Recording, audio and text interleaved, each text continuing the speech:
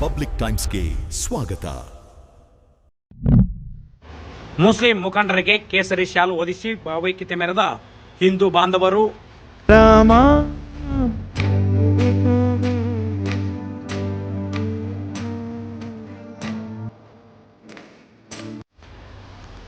ಪೈಗಂಬರ್ ಅವರ ಜನ್ಮದಿನದ ಪ್ರಯುಕ್ತ ಈದ್ ಮಿಲಾದ್ ಮೆರವಣಿಗೆ ಸಂಭ್ರಮದಿಂದ ಇಳಕಲ್ಲ ನಗರದಲ್ಲಿ ನಡೆಯಿತು. ಮೆರವಣಿಗೆ ಮಹಾಂತೆ ಚಿತ್ರಮಂದಿರ ಬಳಿ ಆಗಮಿಸುತ್ತಿದ್ದಂತೆ ಯೂನಿಯನ್ ಸಾಂಸ್ಕೃತಿಕ ಸಂಘದ ಪದಾಧಿಕಾರಿಗಳು ಮುಸ್ಲಿಂ ಮುಖಂಡರಿಗೆ ಕೇಸರಿ ಶಾಲು ಹೊದಿಸಿ ಆತ್ಮೀಯವಾಗಿ ಸ್ವಾಗತಿಸಿದರು.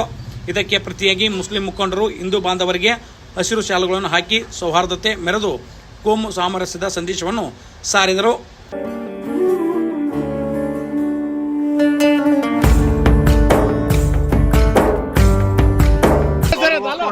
ಧನ್ಯವಾದಗಳು.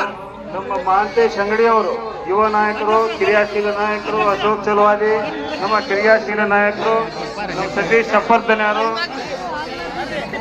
ವಿಶೇಷವಾಗಿ ನಮ್ಮ ಸಹೋದರಿ ತಾಯಿ ಸಮಾನರಾದಂಥ ಶ್ರೀಮತಿ ಸವಿತಾ ಚಲವಾದಿ ತಾಯಿಯವರು ಪ್ರತಿ ವರ್ಷ ನಮಗೆ ಈ ಒಂದು ಸ್ಥಳದಲ್ಲಿ ಇದ್ದಾರೆ.